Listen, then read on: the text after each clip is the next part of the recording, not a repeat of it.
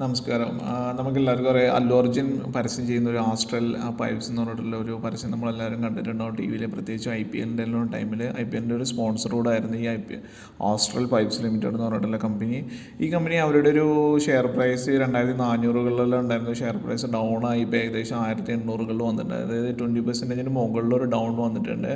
അപ്പോൾ ഈ കമ്പനി ഇപ്പോൾ നമ്മൾക്ക് ഇതിൻ്റെ ഒരു ഫണ്ടമെൻ്റൽസ് എല്ലാം അനലൈസ് ചെയ്തിട്ട് നമുക്ക് ഡിസൈഡ് ചെയ്യാം ഏത് നമുക്കത് വാങ്ങിക്കണ്ടേ എന്നുള്ള കാര്യങ്ങൾ നമുക്കൊന്ന് അനലൈസ് ചെയ്യാം.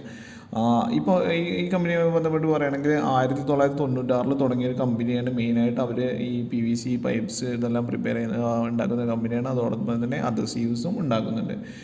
പിന്നെ ഇവരുടെ ഒരു ഹിസ്റ്ററി ഇത് നോക്കുമ്പോൾ ഇവരുടെ പ്രോഡക്റ്റ് എന്ന് പറയുമ്പോൾ CPVC പൈപ്സ് ആണ്. അതുപോലെ തന്നെ ലെഡ് ഫ്രീ PVC പൈപ്പ് ആണ് ഇവർ ആദ്യമായിട്ട് ഈ ഒരു ഫീൽഡിലോട്ട് കൊണ്ടുവന്നത്. ഈ കമ്പനിയാണ് ലെഡ് ഫ്രീ UPVC കോളം പൈപ്സും അവർ കൊണ്ടുവന്നത് തന്നെയാണ്.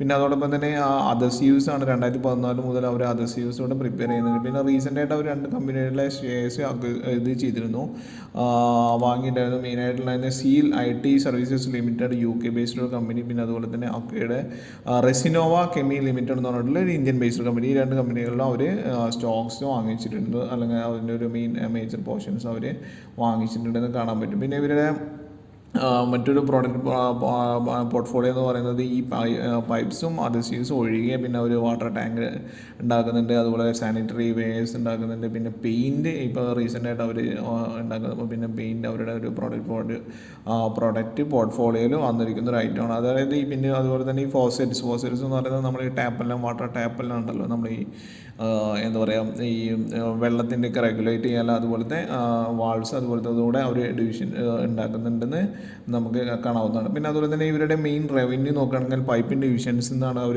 73% റവന്യൂ കിട്ടുന്നത്. പൈപ്പിംഗ് സിസ്റ്റം നമ്മൾ പറഞ്ഞു PVC CPVC അതുപോലെ തന്നെ ലെഡ് ഫ്രീ PVC പൈപ്സ് എല്ലാം ഇവർ യൂസ് ചെയ്യുന്ന ഉണ്ടാക്കുന്നത്. അതുപോലെ തന്നെ ഇവർ അഗ്രികൾച്ചർ ഇവരുടെ ആവശ്യങ്ങൾ ഈ പൈപ്സ് മെയിനായിട്ട് യൂസ് ചെയ്യുന്ന അഗ്രികൾച്ചറൽ സിസ്റ്റംസ് ഉണ്ട്. പിന്നെ fire sprinkler system, electrical control system, plumbing system, അതുപോലെ തന്നെ ഇൻഡസ്ട്രിയൽ ആപ്ലിക്കേഷൻ സിസ്റ്റംസിനെല്ലാം റെഗുലറായിട്ട് യൂസ് ചെയ്യുന്നതാണിത്. അതുപോലെ തന്നെ ഇവർ റീസെൻ്റായിട്ട് Rex poly extrusion private limited എന്ന് പറഞ്ഞ കമ്പനിയിലും ഷെയർസ് സ്റ്റേക്ക് ചെയ്തിട്ടുണ്ട്. അപ്പോൾ ഈ കാര്യങ്ങളിലും ഇവർക്ക് അതോടൊപ്പം തന്നെ പോർട്ട്ഫോളിയോയിൽ അവരുടെ പ്രോഡക്റ്റ് പോർട്ട്ഫോളിയോയിൽ കൊറുഗേറ്റഡ് പൈപ്സ് അതുപോലെ തന്നെ ഇങ്ങനത്തെ കാര്യങ്ങളെല്ലാം അവർ കൂടുതലായിട്ട് പ്രിപ്പയർ ഇപ്പോൾ പ്രോഡക്റ്റ് ആഡ് ചെയ്യാൻ തുടങ്ങി എന്നുള്ളതോടെ നമുക്ക് കാണാവുന്നതാണ്. അതുപോലെ തന്നെ അദസീവ് ഡിവിഷൻസിലെ epoxy adhesives, putty, silicone sealants, construction chemicals, PVA, സൈനോസ്, കറൈലൈറ്റ്, അതുപോലെ തന്നെ സോൾവെൻറ്റ്, സിമെൻറ്റ്, ടേപ്സ്, ഇത്തരം കാര്യങ്ങളെല്ലാം അവർ പ്രോഡക്റ്റായിട്ട് ഉണ്ടാകുന്നതാണ്. പിന്നെ അതുപോലെ തന്നെ അവരുടെ റെസിനോവ കെമി ലിമിറ്റഡും സീലൈറ്റ് സർവീസസിലും ഇതിലൂടെയുള്ള ഒരു വരുമാനം കൂടെ ഇവരുടെ ഒരു റവന്യൂസിന് ഫർദർ ഇയേഴ്സിൽ ഉണ്ടാകുന്നതാണ്. പിന്നെ ഇൻഡസ്ട്രിയൽ പ്രസൻസ് നോക്കുകയാണെങ്കിൽ അവർക്ക് 3 കൺട്രീസിലോട്ട് ഇപ്പോൾ റീസെൻ്റായിട്ട് അവർ മാനുഫാക്ചറിങ് ഫെസിലിറ്റീസ് ഉണ്ട്. പ്ലസ് അവർക്ക് 25 കൺട്രീസിലോട്ടോളം എക്സ്പോർട്ട് ചെയ്യുന്നുണ്ട് എന്നും കാണാൻ പറ്റുന്നതാണ്. പിന്നെ അതുപോലെ തന്നെ ഇവരുടെ ഒരു മാനുഫാക്ചറിങ് കപ്പാസിറ്റി നോക്കുകയാണെങ്കിൽ pipes 2,89,841 metric ton per annum അവർക്ക് പ്രൊഡ്യൂസ് ചെയ്യാൻ പറ്റുന്നുണ്ടെന്നാണ്. അതുപോലെ തന്നെ adhesives 1,01,435 metric ton per annum അവർ പ്രിപ്പയർ ചെയ്യുന്നുണ്ടെന്ന് അതാവുന്നതാണ്. പിന്നെ അതുപോലെ തന്നെ ഇന്ത്യയിലെ ഓരോ ഭാഗത്തും സെക്ടർ വൈസ് അവർക്ക് പ്രൊഡക്ഷൻ യൂണിറ്റ്സ് ഉണ്ട്. അതായത് ഈസ്റ്റ്, നോർത്ത്, സൗത്ത് നിങ്ങളെല്ലാം എല്ലാ സെക്ടേഴ്സിലും അവർക്ക് പ്രൊഡക്ഷൻ ഫെസിലിറ്റീസ് ഉണ്ടെന്നും ഇപ്പോൾ ഒരു ഫർദർ എക്സ്പാൻഷനായിട്ട് ഒഡീഷയിലെ ഭുവനേശ്വറിൽ ഒരു വലിയൊരു പ്ലാന്റ് അവർ സ്റ്റാർട്ട് ഉണ്ടെന്ന് കാണാൻ പറ്റുന്നതാണ്. പിന്നെ ഇതുപോലെ തന്നെ ഡിസ്ട്രിബ്യൂഷൻ നെറ്റ്വർക്ക് നോക്കുകയാണെങ്കിൽ 2,750 മെയിൻ ഡിസ്ട്രിബ്യൂട്ടേഴ്സും അതുപോലെ തന്നെ 1,93,000 ഡീലേഴ്സും അവർക്ക് അക്രോസ് ഇന്ത്യയിൽ ഉണ്ടെന്ന് കാണാൻ പറ്റുന്നതാണ്. പിന്നെ ഇതിനുമായി ബന്ധപ്പെട്ടുള്ള നമുക്ക് എല്ലാവർക്കും അറിയാം റോ മെറ്റീരിയൽസ് മെയിനായിട്ട് ഈ പെട്രോകെമിക്കൽ പ്ലാന്റ്, മെട്രോകെമിക്കൽ റിഫൈനറി പോലെയുള്ള ഇതൊന്നായിരിക്കും ഇവർ ഇത് വാങ്ങിക്കുന്നത്. അത് മെയിനായിട്ട് അവർ വാങ്ങിക്കുന്നത് പിന്നെ ഒന്ന് റിലയൻസ് ഇൻഡസ്ട്രീസ് ലിമിറ്റഡിൻ്റെ പെട്രോകെമിക്കൽ പ്ലാന്റ്സ് എന്നാണ് മെയിനായിട്ട് ഉണ്ടായത്. പിന്നെ അതുപോലെ തന്നെ മെയിനായിട്ട് ഉണ്ടാകുന്നത് സെക്സൂയി കെമിക്കൽസ് ലിമിറ്റഡ് എന്നുള്ളൊരു കമ്പനിയിൽ നിന്നുമാണ് മെയിനായിട്ട് ഇവരുടെ റോ മെറ്റീരിയൽ പർച്ചേസ് എന്ന് പറയുന്നത്. പിന്നെ എക്സ്പാൻഷൻ നമ്മൾ ഓൾറെഡി പറഞ്ഞു. ഇപ്പോൾ ഫേസേഴ്സിൻ്റെ അവർ മെയിനായിട്ട് ഇത് ചെയ്യുന്നുണ്ട്. അതുപോലെ തന്നെ സാനിറ്ററി വെയറിലോട്ടും വേറിലോട്ടും പിന്നെ വേറിലോട്ടും അവർ കടക്കാൻ പോവുകയാണ്. ഇപ്പോൾ ഈ സിറാ സാനിറ്ററി വെയർ എന്നുള്ളതിൻ്റെ ഇതെല്ലാം നമ്മൾക്കറിയാം. ഈ കമ്പനിയുടെ CEO ആയിരുന്നൊരു അതുൽ സാൻവി എന്ന് പറഞ്ഞിട്ടുള്ള അദ്ദേഹം റിസൈൻ ചെയ്ത് ഇവരുടെ ഈ ഒരു ഡിവിഷനിലോട്ട് വന്നിട്ടുണ്ടെന്നും അത് ഇവരുടെ പോർട്ട്ഫോളിയോ അത് കൂട്ടും എന്നും നമുക്ക് കാണാൻ പറ്റും. പിന്നെ മെയിനായിട്ട് പെയിൻസിലോട്ട് ഒരു 2022 ജെം പെയിൻസ് പ്രൈവറ്റ് ലിമിറ്റഡ് എന്നതിൽ 51% സ്റ്റേക്സ് അവർ വാങ്ങിയിട്ടുണ്ടായിരുന്നു. അപ്പോൾ അതിലൂടെ തന്നെ പെയിൻറ്റിൻ്റെ എല്ലാവർക്കും അറിയാവുന്നതാണ്, ഇന്ത്യയിൽ കുറച്ച് പെയിൻറ്റ് കമ്പനികളുള്ളൂ. ഇന്ത്യയിൽ അത് വലിയൊരു മാർക്കറ്റിലോട്ട്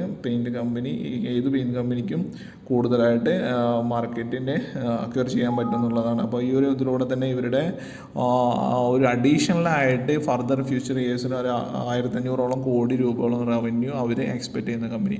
ഇനി ഇവരുടെ ഫണ്ടമെൻ്റൽസ് ജസ്റ്റ് ഇത് നോക്കുകയാണെങ്കിൽ എന്തുകൊണ്ട് വാങ്ങിക്കണം എന്ന് പറയുന്നത് നമുക്ക് എല്ലാവർക്കും അറിയാം. 2 ജൂലൈക്ക് ഇവരുടെ ഷെയർ പ്രൈസ് 2416 ആയിരുന്നു. അതിപ്പോൾ വന്നിട്ട് 1862 അല്ലെങ്കിൽ ആ ഒരു റേഞ്ചിലോട്ട് വന്നിരിക്കുകയാണ്. ഇപ്പോൾ ഈ ഒരു ഇത് നോക്കുകയാണെങ്കിൽ ഇവരുടെ കമ്പനിയുടെ മാർക്കറ്റ് ക്യാപ്പ് 50,000 മുകളിലുള്ള കോടിയാണ്. വലിയ കമ്പനിയാണ്. ഒരിക്കലും നഷ്ടത്തിലോട്ട് പോകുമെന്ന് പ്രതീക്ഷിക്കാൻ നമുക്ക് വഴിയില്ല. പിന്നെ കറണ്ട് പ്രൈസ് 1890 പിന്നെ അതുപോലെ തന്നെ പ്രൊമോട്ടർ ഹോൾഡിംഗ് 54% ഗുഡാണ്. ROEയും ROCയും 23.2ഉം 18% സംശയമില്ല, നല്ല പെർസെൻറ്റേജസ് ആണ്. അതുപോലെ തന്നെ 22.5% FIA ഉണ്ട്, 12% DIA ഉണ്ട്. പിന്നെ പ്രൈസ് ടു ഏർണിംഗ് റേഷ്യോ 93.1% ആണെന്നുള്ളതും നമുക്ക് കാണാൻ പറ്റുകയാണ്. ഇനി കമ്പനി ഓൾമോസ്റ്റ് ഡെപ്റ്റ് ഫ്രീ ആണ്. ആസ്ബി maintain healthy dividend pay out of 17.2% ആണ്. ഗ്രോത്ത് 17.4% 10 years ആയിട്ട് നമുക്ക് കാണാൻ പറ്റും. ഇനി ഇവരുടെ ഒരു ക്വാർട്ടർലി റിസൾട്ട് നോക്കുകയാണെങ്കിൽ ഇതായിരുന്നു ഇവരുടെ ഷെയർ പ്രൈസ് കുറയാനുള്ള മെയിൻ കാരണം. ജൂൺ വരെയുള്ള ഒരു ക്വാർട്ടർലി, മാർച്ച് മുതൽ ജൂൺ വരെയുള്ള ക്വാർട്ടറിൽ സെയിൽസും പ്രോഫിറ്റും എല്ലാം കുറഞ്ഞതായിട്ട് കാണാൻ പറ്റുന്നതാണ്. ബട്ട് ഈ മാർച്ചിൻ്റെ മുന്നത്തുള്ള ക്വാർട്ടറിൻ്റെ നോക്കുമ്പോൾ പ്രൈസ് ഇത് കൂടിയതായിട്ട് നമുക്ക് കാണാൻ പറ്റുന്നതാണ്. 1625 ഉണ്ടായിരുന്നു, 1384 ആയിരുന്നു. ഇത് ഈ ഒറ്റ കാരണം കൊണ്ടാണ് ഈ ജൂണിന് ശേഷം ഇവരുടെ സ്റ്റോക്സ് കുറയാൻ പറ്റിയെന്നുള്ളത് നമുക്ക് റിസർച്ചിലൂടെ കാണാൻ പറ്റുന്നതാണ്. അതുപോലെ തന്നെ ഇവരുടെ profit loss in yearly basis ആണെങ്കിൽ ഹൈ ആയിട്ട് കൊണ്ടേയിരിക്കണം, ഗ്രാജുവലി ആൻഡ് സ്റ്റഡി ആയിട്ട് ഇൻക്രീസ് ചെയ്യുന്നതാണ്. കാരണം സെയിൽസ് 5641 ഉണ്ടായിരുന്നു. TTM ആയിട്ട് തന്നെ ടിൽ ദിസ് മന്ത് ആയിട്ട് വരുന്ന 5742 എക്സ്പെൻസസ് കൂടിയിട്ടുണ്ട്. പിന്നെ പ്രോഫിറ്റ് ബിഫോർ ടാക്സസ് കൂടിയിട്ടുണ്ട്. ടാക്സ് പെർസെൻറ്റേജസ് അവർ ഹൈ പെർസെൻറ്റേജാണ് ടാക്സ് ചെയ്യുന്നുണ്ടെന്നും കാണാൻ പറ്റുന്നതാണ്. ഇത്തരം കാര്യങ്ങളിലെല്ലാം നമുക്കിത് കാണാൻ പറ്റുന്നതാണ്. ഇനി എന്തുകൊണ്ടാണ് ഇത് വാങ്ങിക്കണം വേണ്ടേ എന്നുള്ള കാര്യങ്ങളിൽ നോക്കുകയാണെങ്കിൽ ഈ ഒരു പെർസെൻറ്റേജസ് ഇത്രയും ഹെവി ആയിട്ടുള്ള കമ്പനി അവരുടെ 200 DMAയുടെ താഴത്തോട്ട് വരുമ്പോൾ നമ്മൾ വാങ്ങിക്കുമ്പോൾ എപ്പോഴും അതൊരു പെട്ടെന്ന് തന്നെ ഉയർന്ന് ഒരു 2-3 മാസത്തിൻ്റെ ഉള്ളിൽ തന്നെ നമുക്കൊരു 20% റിട്ടേൺ തരും എന്നുള്ളത് നമുക്ക് അറിയാൻ പറ്റുന്നതാണ്. ഇപ്പോൾ ഇതിൻ്റെ ഈ ഒരു ഓൾ ടൈം മാക്സ് നോക്കുകയാണെങ്കിൽ എപ്പോഴൊക്കെ DMAയുടെ താഴത്ത് വന്നിട്ടുണ്ടോ അത് ഉയർന്ന് പോയിട്ട് തന്നെ ഉണ്ടെന്ന് നമുക്ക് കാണാൻ പറ്റുന്നതാണ്. അത് ഈ കമ്പനി എന്നല്ല, ഏത് കമ്പനികളും ഫണ്ടമെൻ്റലി സ്ട്രോങ് ആണെങ്കിൽ അങ്ങനെ പോകും എന്നുള്ളതും നമ്മൾക്ക് കാണാൻ പറ്റുന്നതാണ്. ബാക്കി കാര്യങ്ങളെ ഒന്നുകൂടെ റിവ്യൂ ചെയ്തിട്ടും റെഫറൻസ് ചെയ്തിട്ടും മാത്രം സ്റ്റോക്കിൽ ഇൻവെസ്റ്റ് ചെയ്യുക എന്നൂടെ ഞാൻ ഓർമ്മിപ്പിക്കുകയാണ്.